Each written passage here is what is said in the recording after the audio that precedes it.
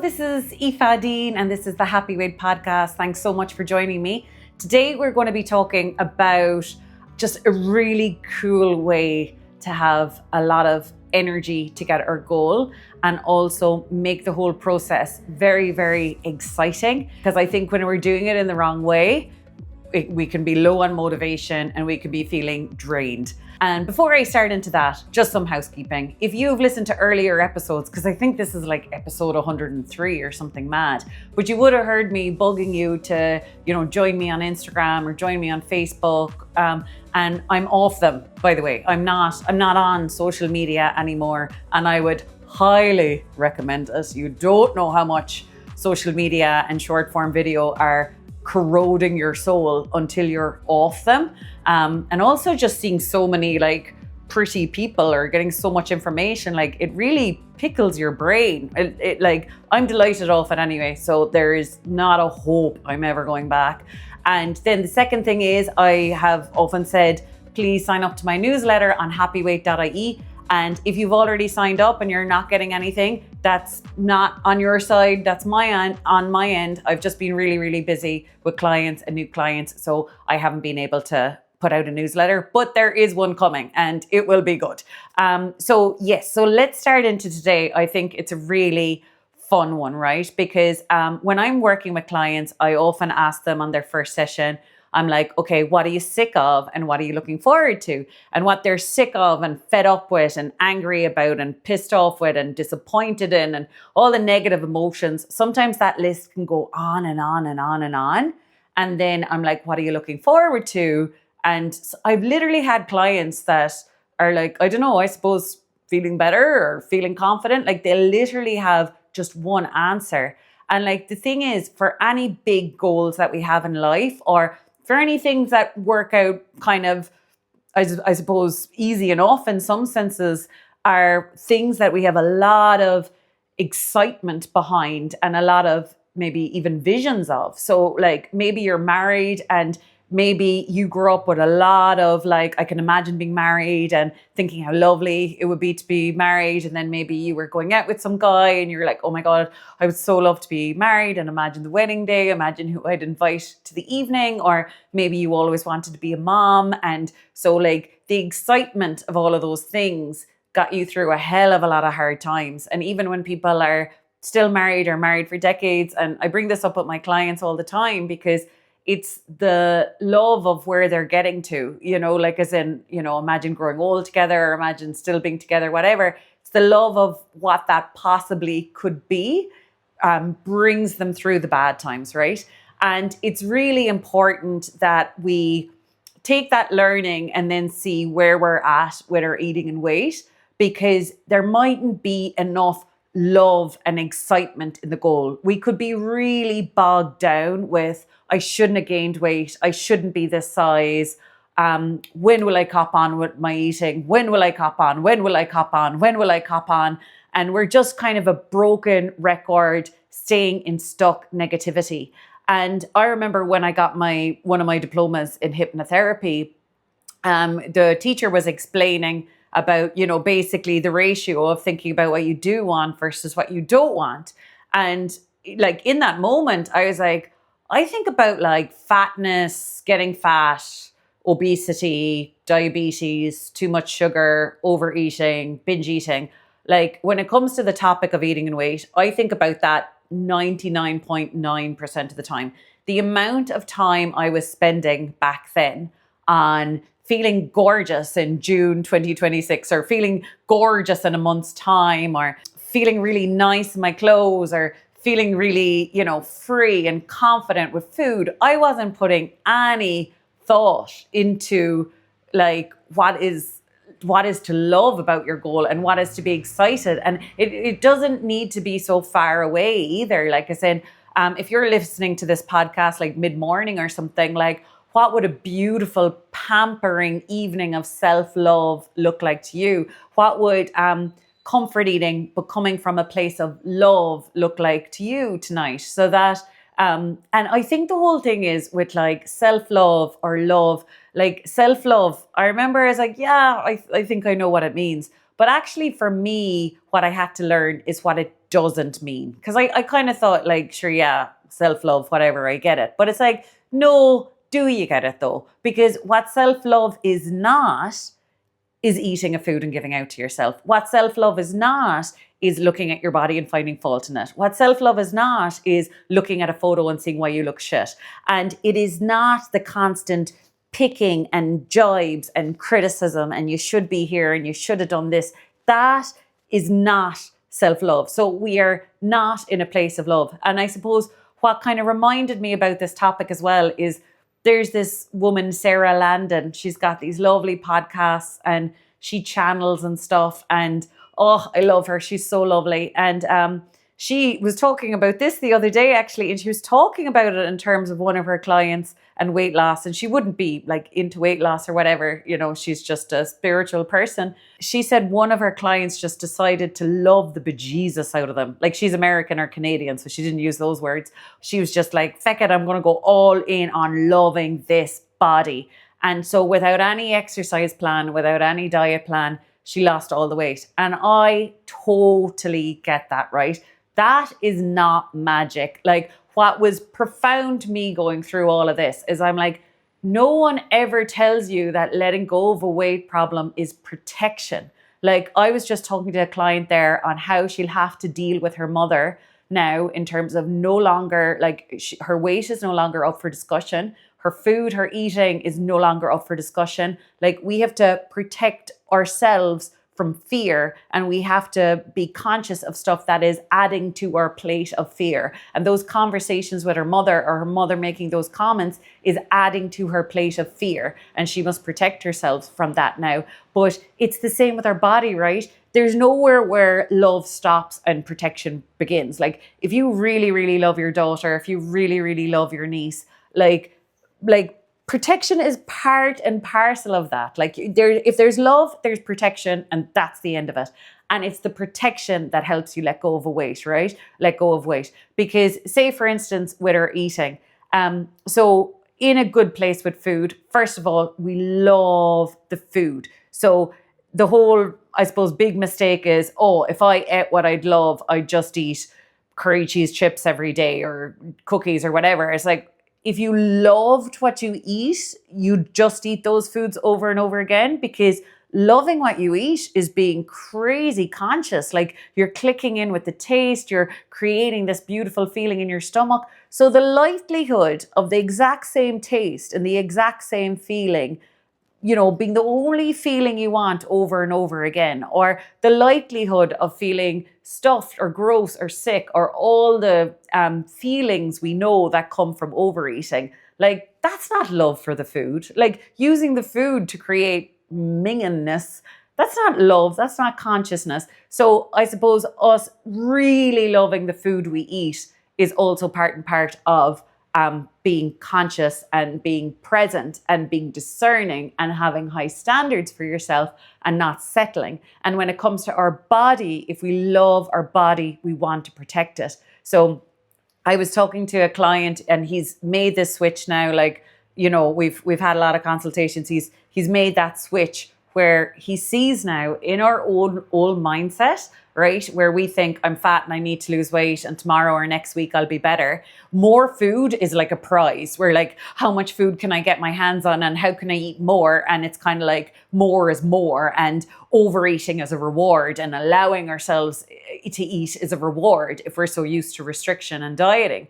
Whereas when you're coming from a place of love, and I think this is totally how people who are naturally slim and have never had to think about it come at it from, is that like, if you have just had this gorgeous meal, right, and you have created this wonderful feeling in your stomach and your taste buds are happy, your belly is happy, and then there's an offer for more food, like that more food is going to steal that feeling from you. That more food is going to steal this comfortable, lovely feeling from you, and in place of it, push a discomfort feeling. And this is why I kind of think our affirmations and our relationship with ourselves is important, because why should I deserve discomfort? why do other people get to eat meals and feel nice before and during and after, and then I have to eat a meal and feel gross after? Like, why? Like, it's not about weight. It's not about what I'll be like in 2 weeks' time or 2 years' time. It's like, why do I deserve to make a positive situation shitty when there's going to be more food tomorrow and I can have more tomorrow or later or whatever? So self-protection is like, no, this cuddly, cozy feeling of lovely food in my belly and a lovely taste in my mouth. Like, no, like, don't take that off of me. I'm not going to let anything take that off of me. So that's self-protection. I don't know why it's coming into my mind, but like, I had a client yesterday as well, right? And I suppose when she was talking, I was like, I feel like you're driving down the road and you're obsessed with hitting telephone poles. Like, you're not seeing all the rest of the things it could be. And I suppose that's my main message in this podcast today is stop focusing on the telephone poles driving down the road that you could hit. Stop focusing on the diabetes. Stop focusing on the overeating, the sugar. That's not your world anymore. Your world is the love and the excitement that can pull you through. So, like I said, fear is draining. Like, it leads to burnout. You know, say like in our job, if we're super stressed because we're afraid of outcomes if we don't work more, like that leads to burnout. Whereas love is kind of invigorating. Like, love gives us energy. So like, that's your job now, to kind of have so many teeny tiny elements of this that you are crazy excited about. And like minor things, like minor things. Like, I kind of think some things speak volumes. Like, sometimes if we've disordered eating, we're very, because we've like restriction, overeat. Sometimes we're not very good at sharing delicious food because we don't know when we're going to allow ourselves to eat delicious food again. So one of the signs that we're healed is like, hey, does anyone want some of my pizza? Or does anyone want some of these chocolates or whatever? And hearing yourself say things like, do you want to check out that new burger restaurant? Actually, another one that I had is because I had so much judgment around food. I suppose I really judged foods as bad. And then because I had so much shame about myself and shame about my weight, I couldn't say positive things about bad food. So I couldn't say, oh my God, I love those loaded fries, or oh my God, you know, the cookies that you can get X, Y, and Z on. I couldn't join in with conversations like that when like normal people were doing them, basically because I had so much shame and judgment about the foods that I like. And what I didn't realize at the time, which is the same goes for all of us, there's foods that we love and there's foods that are absolutely, processed or high fat or high sugar that we love. But there's also loads of foods that we don't love. Like, it always evens out. And when I'm working with clients and I'm asking them all the time, I'm like, it's such an important question to ask yourself every single day, what food would you like today? Like, what food do you think would taste really good and your belly would feel lovely afterwards? Because it's really important that we take food down off the pedestal. And when you're asking yourself that question, what you realize is you're not such a broken, flawed person that only wants the same processed foods all the time. It's like you're actually normal, where there's a time and a place for every food. Like, that's a healthy relationship with food, when you know that there's a time and a place for everything and everything has a place where it could be enjoyed. Like, I had a client there this morning and she was saying she's really close with one of her friends and they have these cheese and crackers and rosé kind of nights together. And I was like, perfect, brilliant. And she's like, well, no, it's how much we have. Like, we have a lot. And I was like, look, if history suggests that you always go back to doing this, no matter what diets you've done, you always go back to having rosé cheese and crackers, with your friend. Well, it's here to stay. And the other thing is, with our binary way of looking at things, we're so used to categorizing things as bad as or good. But actually, no eating occasion is ever 100% bad. Like, I was like,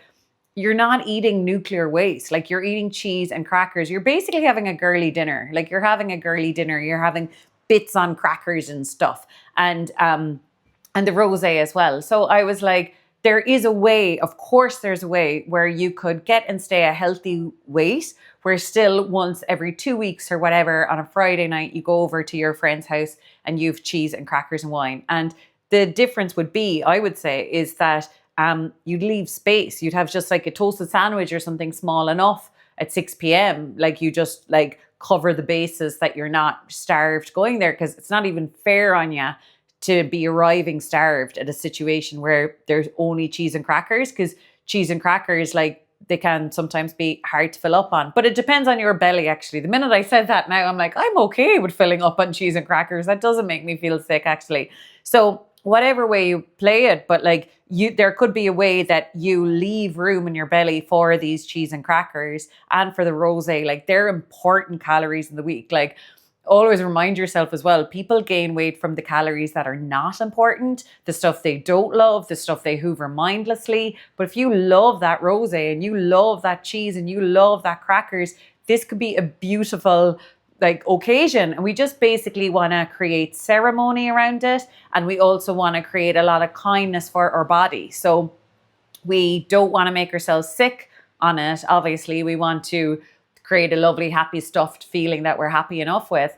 And then I suppose we want to give our belly some space and time after that to be able to digest the food. So it might be a case that you're not hungry till like 11 o'clock the next morning or 1 p.m. or whatever, but you just give your belly all the time it needs to get through that food. And that's without making the plan, right? Because there's a difference with your intention all the time. If your intention is coming from kindness, you're saying, oh, my belly's so like full now, or my belly's still processing the cheese and crackers. I'll give it all the time it needs to process that, versus the night before being like, I can eat whatever I want because then tomorrow I'm not going to eat till 1 o'clock. That's like, that's not kindness. That's control and planning. So there's a bit of a distinction there.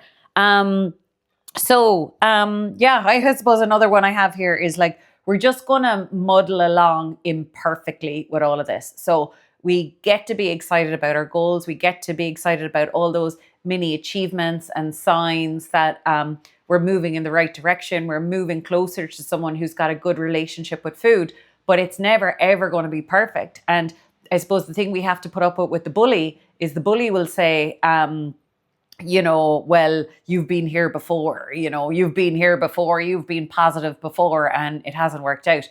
And that actually happened to me this week. I went to see this amazing GP cranio healer lady last week for my autoimmune disease. And magic was in the air that day. And I did something that I would never actually usually do. But I texted my family and my close friends. And I was like, oh, I'm going to this healer lady today. So can you just visualize us chatting about this and you asking me, oh, how did it go?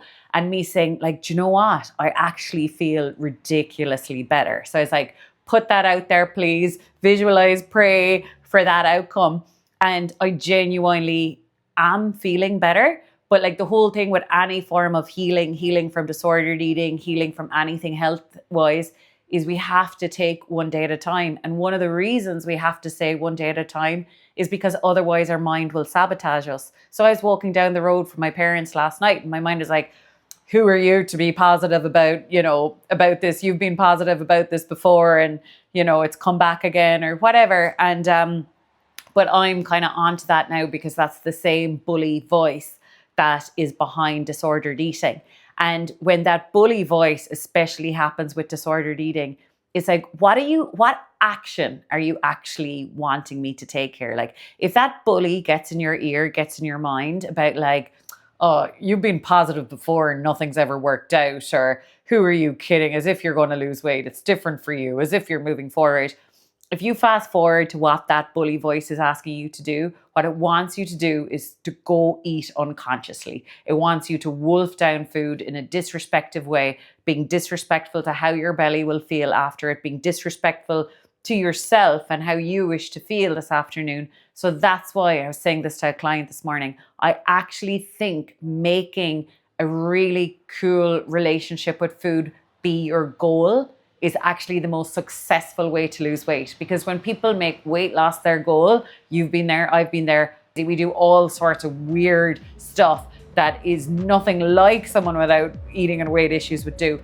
But when you make a kind of awesome relationship with food your thing, well then you are, no matter what your bully says about your weight loss, you are not going to hurt your belly. You are not going to eat foods in a really, really negative way when you could always eat them in a positive way or have more later tomorrow when you're hungry.